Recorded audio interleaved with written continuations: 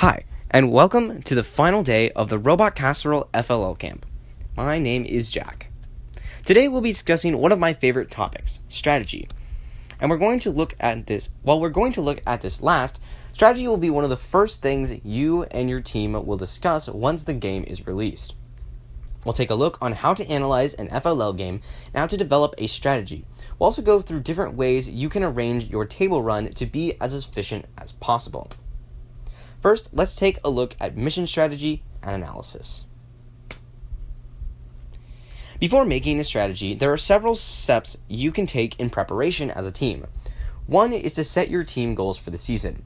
These goals may vary from team to team. For instance, instead of focusing your resources on your table runs, your team may wish to focus on the project instead. This would mean that you wouldn't have to be so ambitious with your table runs and just maybe go for a select few. Another case could be that you're a rookie team just starting out, and you want to start out slow. So you decide to do only 2 or 3 missions just to get your feet wet. Or maybe you're so ambitious that you want your team to make it all the way to the World Championship. So you would want a pretty good robot in order to get all that way. So you want to focus as much time and effort into the robot runs, as well as the other different tasks that you have to complete. The second thing you want to establish is your team's limitations. For example, your team may not know how to use sensors, and so you choose to avoid any programs that would involve them. Hopefully by now, most of you won't have this problem anymore, but you may have other limitations, time, parts, or knowledge on a certain subject. Identifying these limitations will help you not get too ambitious with your strategy to where you can't complete your season goals. Finally, you're going to want to read the rules once they are released very, very carefully and make sure you completely understand how to play the game. I'll explain why in just a second. All of this may sound a little familiar, as this sounds very similar to one of the initial steps in the engineering process that we talked about on day 1. And that's because it is. You have a defined problem, and these are some of the initial steps that you can take in order to solve the problem. So now that we know all of our parameters, we can move on to actually forming a strategy. Each team will have different strategies based on their goals and limitations, and we will not be able to cover every single strategy in this video, but we will cover how to form a strategy that centers around scoring the most points on a table run, as I'd imagine that's what many of you are wanting to know. At first, one may just look at the missions and just want to do the missions that score the most points. Because, scoring the most points is the best thing, right? Well, not exactly. One of the best ways to scoring the most points on a table run is not necessarily having the missions that just score the most points, but more of having missions that are the best value. Or, I guess, give you the most bang for your buck. Let me explain in food terms. One of my favorite ways to explain things. Say you're going to dinner one night, and you have to choose what your restaurant you're going to go to. And there are many options, but you have a couple of parameters. One, you're not a billionaire, so you don't have a ton of money to go anywhere. But you also want some really, really good food. So your goal is to find the restaurant that has the best food value, or who has the best tasting food for, I guess, the cheapest price.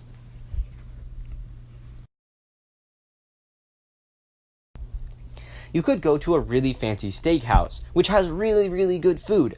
However, it's way too expensive, and you don't have enough money to get it. You could go to a cheap little fast food restaurant like McDonald's. However, even though the price is cheap, the food is just not that good, and the cheap price doesn't really make it all that worth it. So in the end, you decide to go to Chick-fil-A, because even though it may be more expensive than McDonald's, the food still tastes really great and gives you the most bang for your buck. Obviously, this is just... While this situation is theoretical, the same principles apply. You want to find the missions that score you the most points for the least amount of work. That way, you can spend your time most efficiently by getting those missions done, and then you have time to score other missions, and maybe you'll have time for one of those harder or easier missions.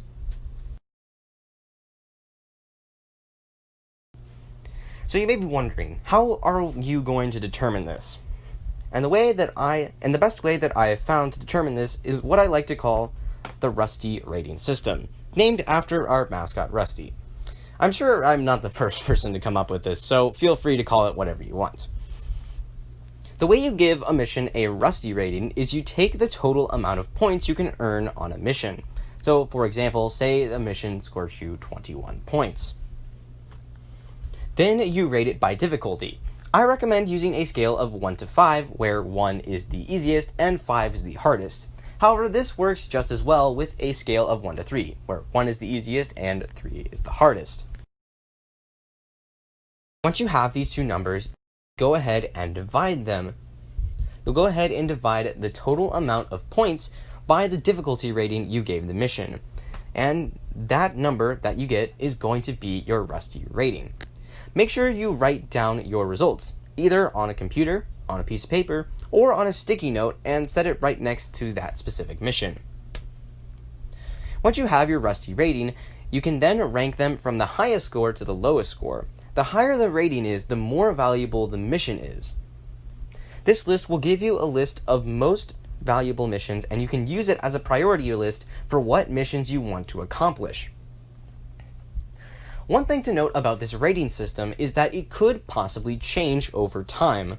You may find later that missions are easier than you thought, whether you found a certain technique online watching another team's video, or you learned some new piece of information about the specific rules of the mission, and that made the mission a whole lot easier. So always be sure to review this list every once in a while and see if there are any other missions that are super valuable. Alright, finally, let's talk about table run strategy. The table run strategy is basically the strategy of what order you do your missions in. Now at first this may not seem very important, but the order you do your missions can actually save you a whole lot of time. Remember, the goal is to be as efficient as possible at your table run. Before getting into all of this, let me go ahead and define a run. Not a table run, but a run. A run is from when you launch your robot out of the launch area to when it returns to base. That is one single run. And there are basically 3 different types of runs. One of those is a short run. A short run is usually only comprised of 1 or 2 missions, and this is very common for many teams to use. The benefits to a short run is that they require less attachments, which reduces the amount of time spent at home swapping out parts. This is important because you want to make sure you're spending the most time completing missions and scoring points as possible. The downside to this style of run is that more time is spent going back and forth from base to the missions, which is time that could be spent completing more missions. Long runs, which usually consist of 3 or more missions, do not have the same problem, as it requires less trips back and forth from home to the missions to base, which allows you more time to spend scoring points.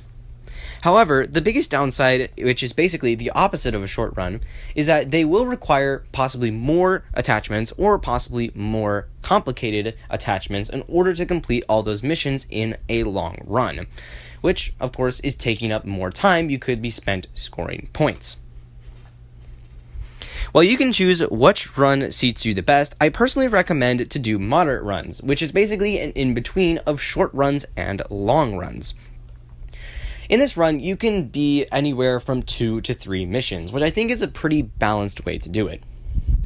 This is so you can take less time going back and forth between the base and the missions, but you also don't have to put on as many attachments at the base as you would have to do with the long run. Perfectly balanced, as all things should be. When doing these moderate runs, it's a good idea to do the missions that are close together, once again minimizing travel time. You wouldn't want to be going to one corner of the mission field and then going to another corner of the table and then having to come all the way back to base. Instead, you could just do the 2 or 3 missions that are right next to each other. That way, your robot is traveling less and scoring points more. Alright, this concludes today's video and the Robot Casserole FLL Camp. However, before you guys go, here's some homework for you guys to work on. First, I want you guys to take a look at last year's FLL game, City Shaper, and I want you to give all the missions a Rusty rating and then create a priority list based on what you got as a result. I also want you guys to create a theoretical table run based on those results you got from the Rusty rating. Remember to take in everything we've discussed in today's video into account as you compile these runs. We hope you guys had a ton of fun this week, and we hope these videos will be beneficial to you guys and help you guys out this season. Until next time, see you guys.